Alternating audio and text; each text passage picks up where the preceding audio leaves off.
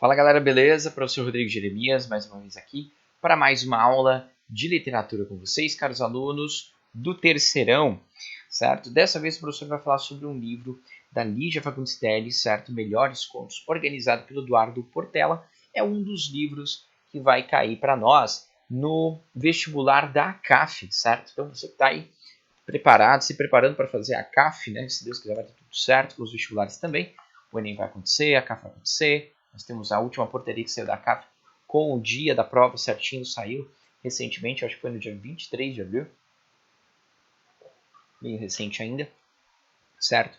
E a lista dos livros também saiu, e um dos livros que nós vamos trabalhar da CAF é este aqui de Melhores Contos da Lígia Fagundes Telles, tá?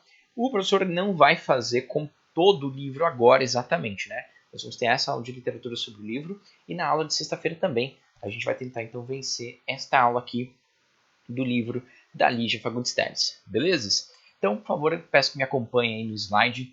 Vamos falar um pouquinho da Lígia para entrar então depois no livro, né?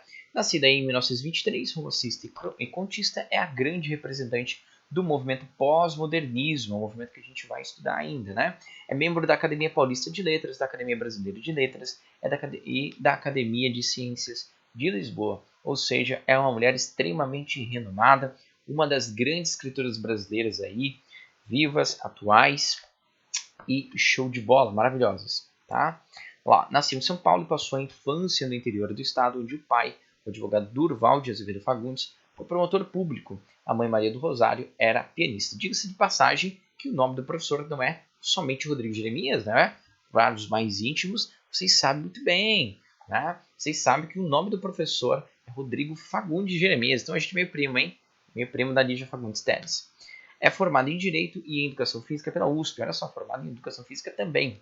Na literatura foi incentivada pelos seus maiores amigos. Ela teve uns best friends aí que ajudaram ela na carreira literária. Quem? Os escritores Carlos Drummond de Andrade e Érico Veríssimo. Em 1954 escreveu seu primeiro livro, Cirândio de Pedra. No mesmo ano, fruto de seu primeiro casamento, nasceu o filho Gofredo da Silva Telles Neto, cineasta, e que lhe deu as duas netas Margarida e Lúcia, mãe da única bisneta Marina. Esta última, Lúcia, né? Mãe da única bisneta Marina.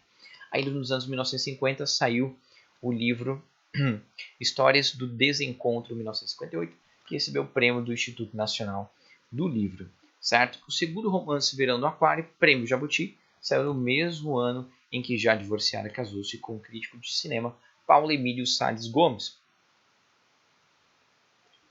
Olha lá, em parceria com ele, escreveu o roteiro para o cinema Capitu, 1967, baseado em Dom Casmurro de Machado de Assis. E aqui a gente já vê, o professor já faz um comentário, né? Ela fez aí um trabalho, um roteiro para cinema intitulado Capitu, baseado então em Dom Casmurro de Machado de Assis. E diga-se de passagem, se você for ler, né, esse livrinho aqui que é maravilhoso, você tem que ler, é muito bom, mesmo que você não vá fazer vestibular, da CAF especificamente, é maravilhoso para você ter referências, para você, enfim, crescer na vida. É um livro maravilhoso, certo? Por quê? Porque ele é parecido na escrita, no estilo de escrita, com a Lígia, ela é parecida, né, com o próprio Machado de Assis. Eu gosto muito, para mim Machado de Assis é um dos maiores, ou se não o maior escritor brasileiro de todos os tempos, né? E a escrita dela é muito parecida com ele. Esse roteiro que foi encomendado de Paulo César Saraceni recebeu o prêmio Candango, concedido ao melhor roteiro cinematográfico.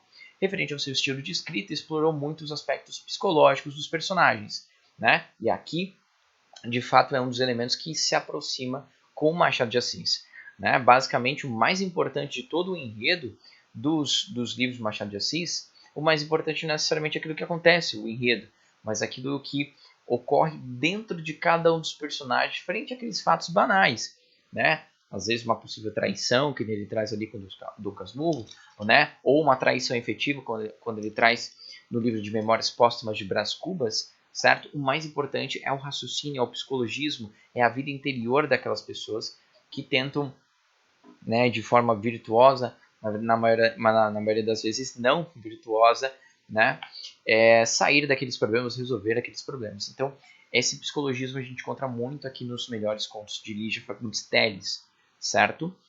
Para ela é muito importante mostrar os sentimentos e pensamentos mais profundos dos seus personagens. Isso é uma característica marcante aqui no livro dela. Seus contos falam muito da vida familiar, que pode ser um espaço de encantamento, de tristeza, angústia.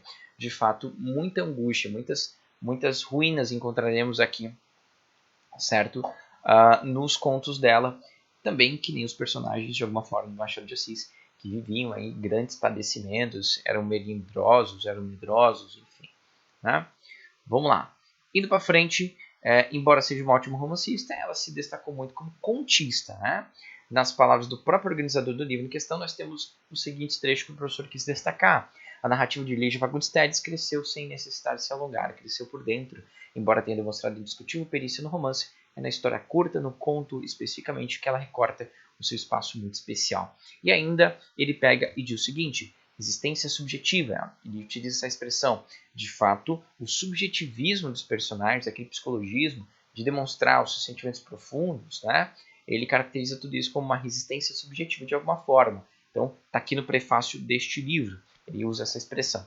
Outra característica que ele dá para ela é o seguinte: a ficção deixa de representar o fictício para ser o real alçado a situações limites. Então a gente vai encontrar bastante situações limites, e apesar de serem contos, apesar de serem histórias fictícias, ela consegue realçar de alguma forma o real. Ela consegue colocar a realidade das coisas na nossa cara por meio de personagens fictícios. De fato, a gente acaba se reconhecendo em muitas das situações. As ficções de Lígia Fagundes Telles irrompem da realidade. Então, ela consegue muito bem observar aquilo que acontece, né, na vida das pessoas de forma interior, né, que a gente falou, esse psicologismo, e consegue retratar para nós na sua escrita. Não fica chato, fica muito legal, cara. É muito bom esse livro, tá? Compre, por favor. Eduardo chega para visitar o irmão Rodolfo. Aqui a gente já entra no primeiro conto, certo? Verde, lagarto, amarelo. Então, vamos analisar alguns contos aqui para nós, beleza? Segue o professor, vê se você entende, vamos juntos. Eduardo chega para visitar o irmão Rodolfo, certo? E traz uvas e também um pacote com uma surpresa que ele diz que só vai mostrar depois. O narrador do conto é Rodolfo, o irmão mais velho. Mas o Rodolfo tem sérios problemas com esse irmão. Tudo bem? Isso aqui não é a fala propriamente do livro, tá? Isso aqui só está sendo contada a história. Então, só para te familiarizar, é um conto, então, com dois personagens específicos, o nosso amigo Rodolfo, que é o irmão mais velho, e o Eduardo, que vai visitar esse irmão mais velho em sua casa, no seu apartamento, certo? Ele traz uvas e traz um pacote que diz que é uma surpresa, certo? Que ele vai mostrar depois da conversa para o seu irmão. Lá vem o Rodolfo, então, com os seus psicologismos em pensamento. Rodolfo vai relembrando toda a sua infância e sua história com esse irmão, certo? E aquilo começa a se tornar uma grande tortura para Rodolfo. Por quê? Porque Rodolfo, ele é aquele irmão que ficou em segundo plano na história. Aquele irmão que foi menos amado pela sua mãe, aquele irmão que não era perfeito, que nem o seu irmão mais novo, no caso Eduardo. Rodolfo, você vai ver que, lendo aquele conto, você vai ver que é uma grande tortura ter o irmão ali, porque ele vai relembrando desse passado, né? Em que a mãe preferia o Eduardo, em que a mãe achava o Eduardo, né? Enfim, cuidava dele em todos os sentidos e deixava o Rodolfo um pouco de lado. O Rodolfo, ele se sentia excluído pela mãe, ele tinha problemas com o próprio corpo dele, né? Porque ele era gordinho. Ele tinha um outro problema também, e isso era muito grave para ele, que era de suar muito, ele suava demais, né? Enquanto Eduardo, por exemplo, numa parte do conto ele diz que Eduardo ele podia se jogar na terra, se enrolar, e sempre parecia que estava limpo, né? E maravilhoso, íntegro, né? Inteiro ali. E o nosso amigo Rodolfo não, ele sempre estava ali fedido, suado, enfim, certo? Olha lá, Eduardo era bonito, magro, pele bronzeada, loiro e olhos cor de violeta. Olha só como ele era descrito, né? Mas Rodolfo não suporta o irmão, e não suporta justamente por conta dessa questão de ser ofuscado pela luminosidade do seu irmão, né? Laura, mãe dos meninos, sempre preferiu Eduardo, segundo a concepção do conto. Lembrando que quem escreve o conto, certo? É o Rodolfo. Então, aquilo tudo que a gente está lendo é a percepção própria dele. Talvez não seja nada disso, até porque se você for ler o conto, você consegue perceber o Eduardo como sendo o irmão maravilhoso. E, de fato, ele é um irmão muito bom. Ele ama o Rodolfo, né? Ele não é um cara mau, ele não é um babaca, digamos assim. Não, de fato, ele é um cara legal. Só que o irmão tem esse problema com ele, de não suportá-lo por vê-lo como sendo o preferido da sua mãe, por exemplo. Eduardo era o queridinho da mamãe. O colarzinho que Eduardo fez com arame e um caco de vidro, por exemplo, tornou-se para Laura, Laura é a mãe deles, né, o maior dos tesouros. Laura que já é morta, certo? Então não tem esse lance de voltar atrás, perceber se realmente era isso ou não, né? Aquela já está morta. Quando estava morrendo, contou apenas para Rodolfo, para poupar Eduardo, né? Rodolfo estava acima do peso e tinha um outro problema, suava demais. Ele dizia que, ao contrário, seu irmão sempre estava limpo, Eduardo parecia que poderia até mesmo rolar no chão, mas não ficaria sujo nunca. Rodolfo se sentia sufocado pela presença do irmão. Justamente por conta dessas lembranças, justamente porque ele parecia ser o modelo de perfeição, quanto ele o modelo da imperfeição, certo? E quando a mãe dele estava para morrer, a Laura, ela resolve de fato contar somente para Rodolfo. Mas eu vou fazer um parênteses aqui. Talvez ela tenha contado para Rodolfo, por quê? Porque Rodolfo era o mais velho e saberia aguentar melhor a barra da situação. A gente pode interpretar dessa maneira, mas Rodolfo não. Ele interpretava como sendo uma proteção especial para Eduardo, para que ele não sofresse de modo algum, porque ele era o queridinho, né? Era assim que ele interpretava. No entanto, um dia torceu que o irmão levasse a pior em uma briga com outro moleque. Ainda assim, na última hora, ele teve medo de que o irmão morresse. Então veja bem, em determinado momento da visita de Eduardo para Rodolfo, ele vai lembrando de vários aspectos que aconteceram na vida deles. Um desses fatos, né, que ocorreram na infância deles foi numa tarde em que Rodolfo ele entra no quarto do Eduardo, que estava lá tomando seu leite, comendo sua bolachinha, certo? Enquanto que o Rodolfo estava tomando chá, né? Ele já percebe isso como uma preferência também, na hora que ele escreve. O Rodolfo ele entra ali no quarto e fala para o Eduardo, o fulaninho de tal, que eu preciso esquecer o nome, ele está lá te esperando e ele falou que tem que ser agora. E quem que é esse fulano de tal e o que ele quer que tem que ser agora, né? Era um cara que estava desafiando Eduardo para uma briga, só que era um cara mais velho, mais alto, mais forte, né? E no final das contas, ele vai lá, provoca o irmão dele, só para o irmão dele se ferrar de alguma forma, né? E aí Eduardo, ele se levanta destemido, tira o seu colar, vai lá, se prepara e vai. Ele se impressiona com essa garra do irmão, tenta até parar, fala assim, Eduardo, ele é mais alto que você, ele é mais velho, você vai apanhar.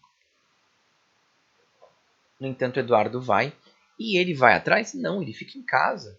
E ele fica em casa, no quarto do irmão, comendo a comida do irmão e tomando o leite que o irmão estava tomando. Né? E aí, no entanto, a gente sempre está dentro do psicologismo dele. Né? Ao mesmo tempo que naquela visita ele está sendo atormentado, a gente está vendo o psicologismo dele.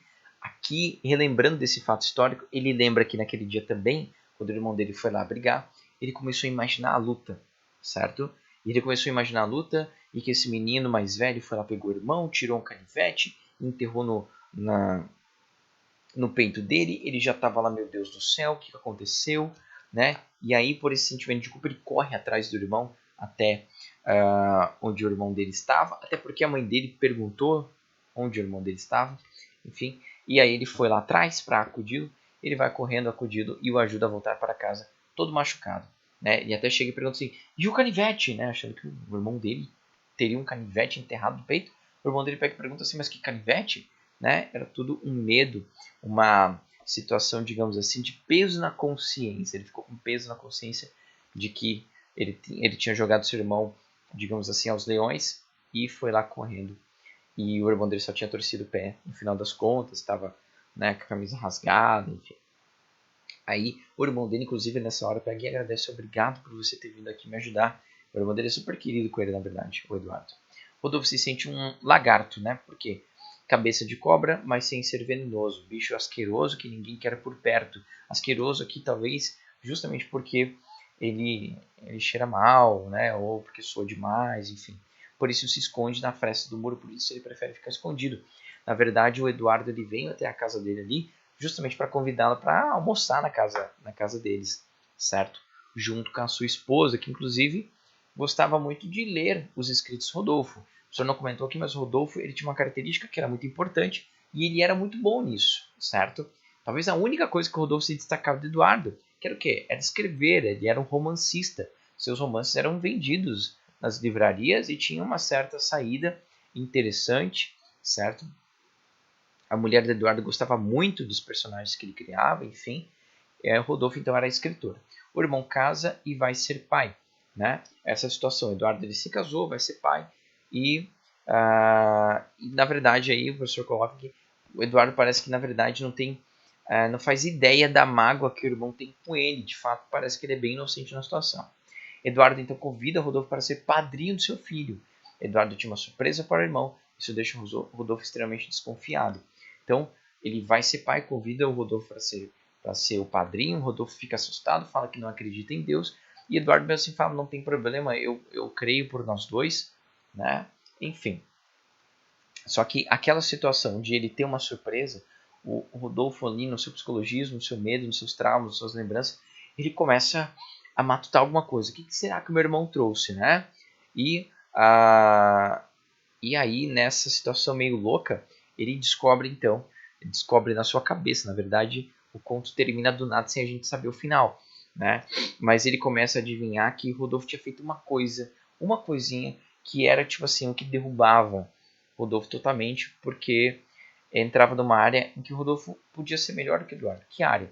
A área da escrita.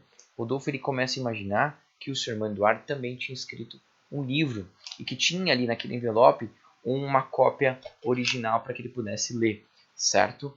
Então, o conto encerra assim, sem a gente saber qual era a surpresa, se Eduardo realmente tinha escrito algo ou não, certo? Então, é só um medo, uma tensão de um irmão mal resolvido consigo mesmo, com o seu corpo, com o seu problema de suor, né? Com a sua mãe, que ele acreditava que dava preferência, mas na verdade estava diante de um irmão que era querido. Enfim, a gente passa esse drama familiar, um drama meramente familiar, que fica aqui interessante. Continuando então, caros alunos, saxofone é um monólogo interior, certo? Um monólogo interior é quando o texto apresenta os pensamentos de um personagem. Então, no conto anterior, a gente tinha uma situação que estava acontecendo de fato, né? O Eduardo foi até a casa de Rodolfo e o Rodolfo começou então dentro do seu psicologismo, lembrando da infância. Aqui não, aqui é simplesmente um monólogo interior em que o personagem fica dentro dos seus próprios pensamentos, nada necessariamente está acontecendo, mas ele está fazendo lembranças, né? Tipo o filme da Mulher Maravilha, né? Mulher Maravilha, o primeiro filme dela, ela pega lá a foto que o Batman tinha entregue para ela, certo? O Batman tinha encontrado a foto original, tinha entregue para ela, e ela estava lá olhando e lembrando do seu passado. Aquilo é uma espécie de monólogo interior, só que a gente vê as coisas acontecerem daquela forma, né? Enfim, aqui ela fica então no seu monólogo interior, né? É uma mulher, a Louisiana, e era uma mulher muito rica, né? Tinha uma casa enorme com piscina, muitos empregados, bebia demais, estava profundamente infeliz. Um dia mandou todos os empregados embora, certo? Tinha um velho marido milionário que a sustentava, só que não somente esse velho marido milionário que a sustentava, mas também um jovem amante que a satisfazia e um sujeito inteligente que ensinava filosofia a ela, que era um senhor de idade já. Esse último ela apelidou de Xenofonte. Também teve relações com este. Logo no segundo encontro de aula, ela teve um relacionamento sexual também com ele. Ela tem uma casa de campo também, tudo decorado pelo René. René é um decorador que parece que ele finge ser gay. Ela tem uma grande desconfiança quando ela se lembra do René, né? E ela vive então, ela tem diamantes, tem tudo, só não é feliz. Na verdade, as reminiscências que ela vai trazendo da vida dela, os pensamentos ali especificamente que ela vai levantando, demonstram uma mulher extremamente triste, né? Inclusive, ela chegaram a perguntar para o professor se ela era uma prostituta. A princípio, ela mesma diz que ela era uma, com perdão da palavra, mas é o que está no conto, uma puta muito inteligente, né? Muito sofisticada. Ela mais ou menos se atribui essas características, certo? Então ela vive essa vida aí, ela fala outras línguas, né? Também, enfim, tá aí no meio disso tudo, só não é feliz. Vamos entender um pouquinho por que ela não é feliz, né? Mesmo a casa sendo luxuosa, sentia frio e tudo que queria era ouvir mais uma vez o som do saxofone tocado pelo grande amor da sua vida. Né? Ela teve um grande amor da sua vida num tempo atrás aí, e esse cara era um músico que tocava saxofone. Então ela era encantada por esse saxofone, e ao longo de toda a história a gente percebe um pouco dessa loucura dela no psicologismo, assim, não que ela é maluca necessariamente, mas o quanto ela está perdida, né? Ela acha que, ao longo de todo o conto, ela acha que ela ouviu, né? Ó, escuta, né? Vira e mexe aparece essas expressões, mais ou menos assim, perguntas. Você ouviu? É ele, né? Mais ou menos assim, como se ela estivesse ouvindo ainda esse saxofone tocando, que era do seu antigo amor da sua vida. Ao longo do conto, ela parece conseguir ouvi-lo em vários momentos, mas são apenas ilusões.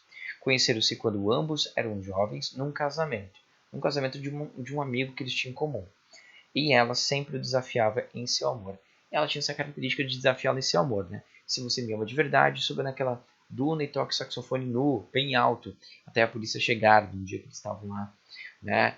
Enfim, numa praia, e enfim, tiveram um relacionamento e ela faz esse desafio para ele. E ele vai lá e faz, né? Se você me ama mesmo, suba na mesa deste bar e chame todos de cornos. E ele vai lá e faz isso, vocês são todos os cornos, né? E aí ele sai correndo junto com ela e tal, ele faz também. Se você me ama mesmo, me compre isso, me compre aquilo, você não tem opção. Enfim, e aí ele começa a trabalhar inclusive mais para conseguir sustentar esses caprichos dela, essas roupas que ela começa a querer e tudo mais. E chega a perguntar para ele se você não tem ambição. E ele parecia um cara que não tinha ambição. A única coisa que ele tinha era o quê? Era um quartinho, certo? Sabe aqueles quartos que de um cômodo apenas, que tem... Parece que era isso que ele tinha. Que tem apenas um cômodo, que nesse um cômodo tem a cozinha, tem um banheiro, tem a cama ali, um lugar para ele dormir. E a coisa mais valiosa que ele tinha, então, era esse apartamento que ele tinha ganho de herança da família, e que era pobre, né? Era um apartamento pobre, então. E também o saxofone. O saxofone que ele cuidava, né, como se fosse o tesouro da sua vida. E ela chega a questioná-lo assim, você não tem ambição? Né? E aí, no entanto, sufocada por aquele amor tão grande, ela quer terminar, mas não consegue. Então, apesar de todo eles passaram super bem, né? Eles tinham um relacionamento muito bom a princípio. E apesar disso tudo, ela começa a se sentir sufocada por aquele amor tão grande, né? Então ela começa a sabotar a relação para que, para que ele termine, né? Arranja um amante rico, por exemplo. E aí o conto termina com a seguinte situação. Ela pega e fala para ele, se você me ama mesmo, eu quero que você saia agora daqui e se mate, né? O conto termina com essa frase simplesmente. Talvez ele tenha feito isso mesmo e por isso ela vive embriagada e com remorsos, né?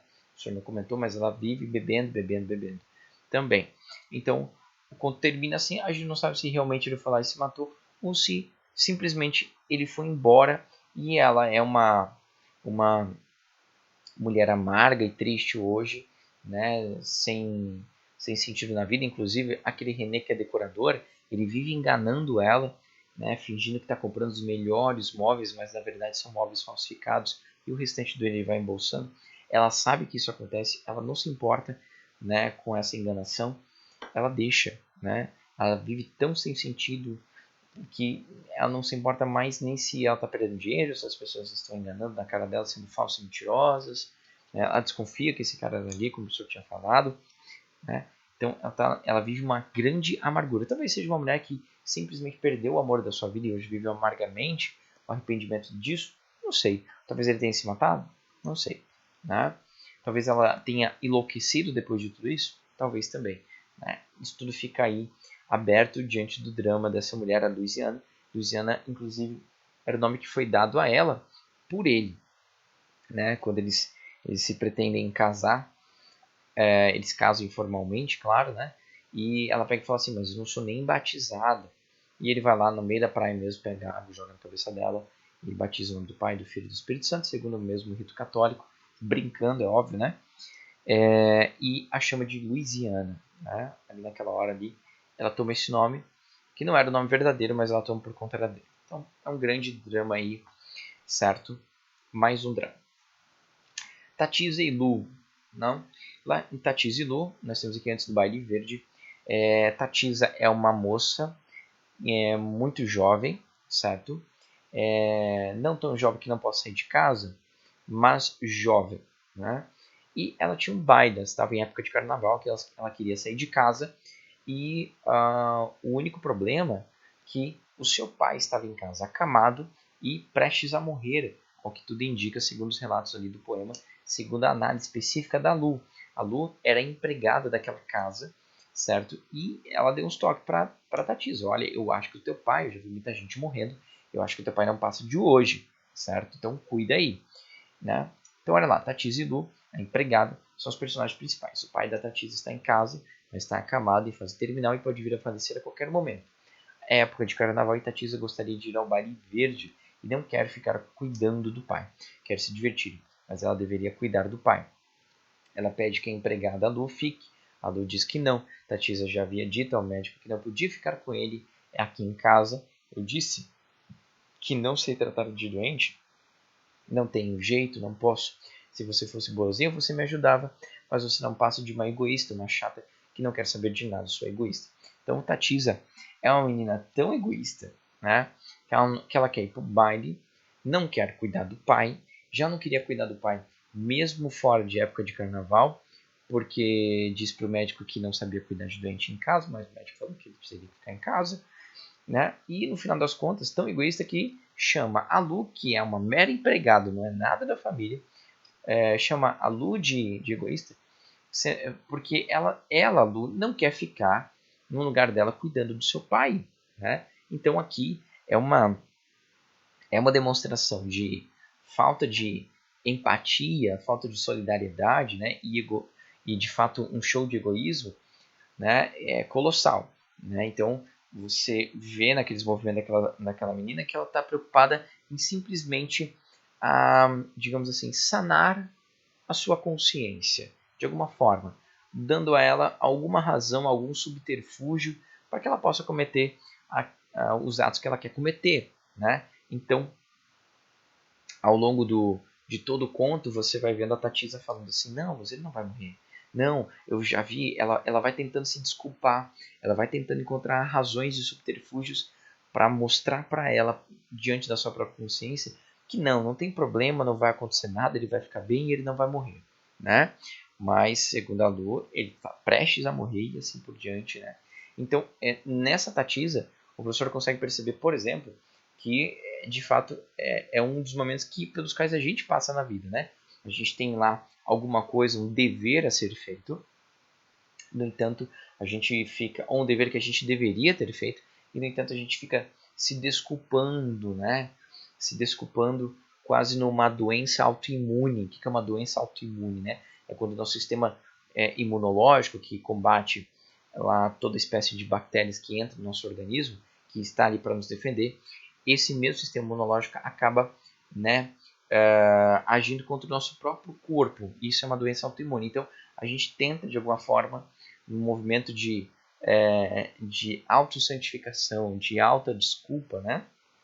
A gente tenta se autodesculpar com desculpas esfarrapadas e assim por diante. E é um pouco isso que a gente vê no perfil dela. Por fim, ela sai, né? Ela não fica em casa cuidando do pai dela, que está lá, parece que à beira da morte. Lu sai correndo para o baile, Tatisa sai correndo atrás, também vai ao baile. Nem sequer entra no quarto para ver como está o doente. Então, é um outro exemplo aqui de uma miséria humana, né? Eu era mudo e só. E o professor, então, vai contar mais este aqui. Depois o senhor conta nas outras aulas outros, então vamos ver como é que vai o tempo de aula aqui. Monólogo interior também, certo? Fernanda, a esposa perfeita, senta na poltrona na sala e começa a ler um livro. O marido Manuel já estava sentado. Ele comenta que ela, a esposa, é tão linda que parece um cartão postal. Então, parece que era, nossa, digamos assim, uma estrutura perfeita de família. Nós temos Fernanda, a esposa perfeita, linda, que olhando para ela sentada na sua mesinha, lendo o seu livro, né, parecia um cartão postal, segundo Manuel. Todo o conto é narrado na perspectiva do Manuel. O Manuel que está contando aquilo tudo, né? Só que Manuel, na verdade, ele se sentia sufocado naquele casamento. Na verdade, é um grande drama de um casamento aparentemente perfeito, mas que, sei lá, fez com que o Manuel perdesse sua liberdade, enfim, apesar da Fernanda ser sua esposa perfeita, né? Então ele tem um tom irônico quando ele fala que a esposa era perfeita, né? sempre tem um tom irônico. Olha lá como é que ele vai contando. A mente de Manuel viaja para o passado. Ele lembra do amigo Jacó, que um dia antes do casamento de Manuel lhe disse algumas coisas.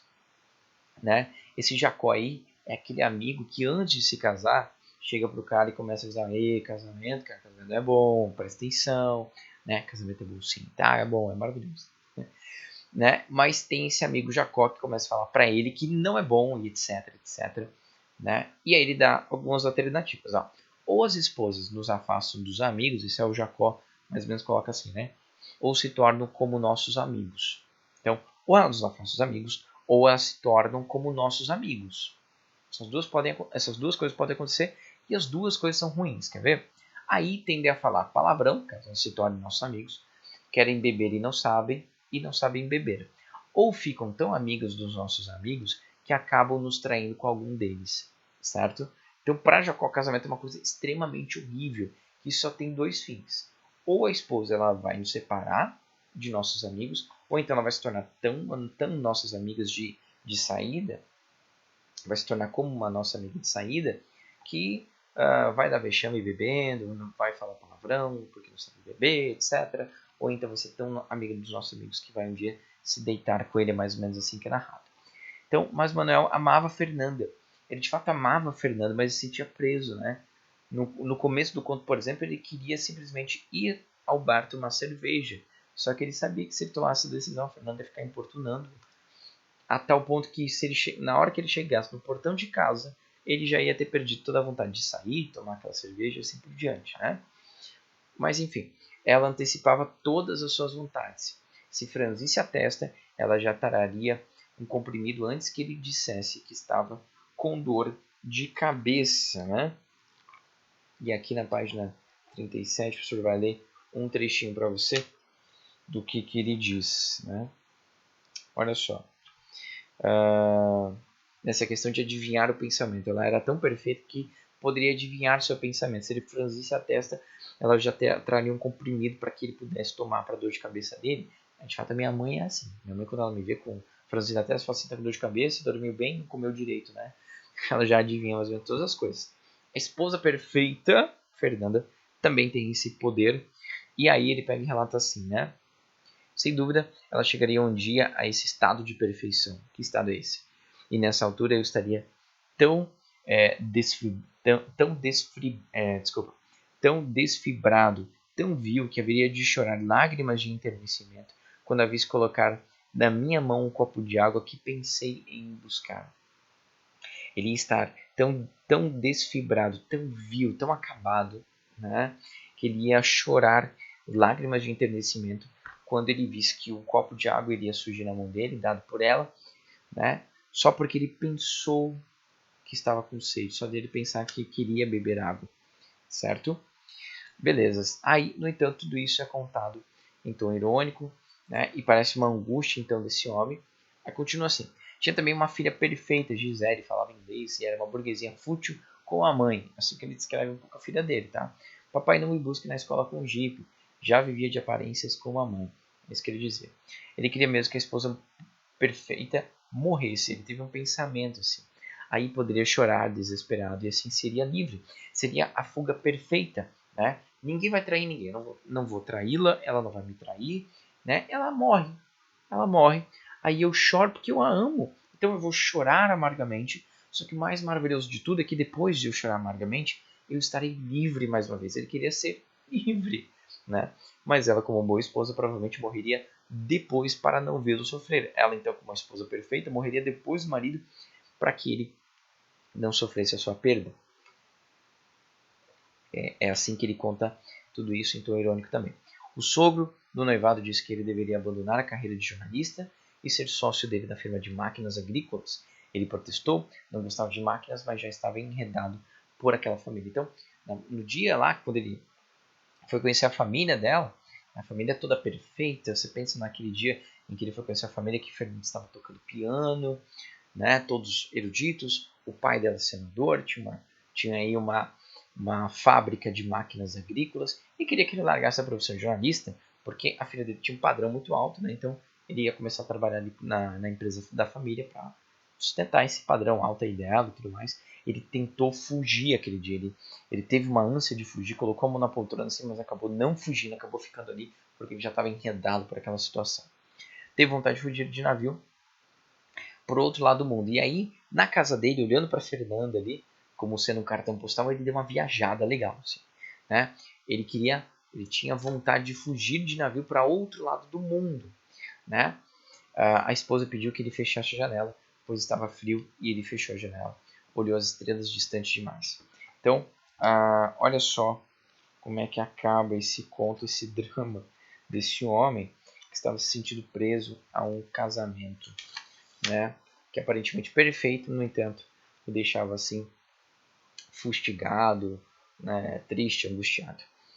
Pois bem, então pensa bem aqui, em determinado momento, ele olhando toda aquela cena, naquela angústia, lembrando do amigo Jacó, etc., ele pega e dá uma viajada. Já pensou se ela fosse um mero cartão postal?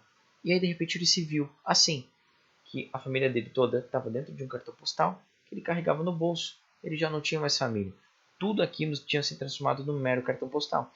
E ele foi até o navio, pegou uma embarcação e nada mais como símbolo de liberdade que o mar, né? Ele entra nesse navio, junto dele tem um companheiro que vai guiando o barco, só que ele não consegue vê-lo direito porque está tudo escuro, então isso causa uma sensação a ele de maior liberdade, porque um estranha ao outro, nenhum dos dois se conhece, então ele está lá e ele pega o cartão postal e mostra, tá vendo? Essa é a minha família, né? Olha só que lindos. E guarda novamente porque eles são apenas um cartão postal. Ele só tá viajando, gente. Tá? Isso é psicologismo, né?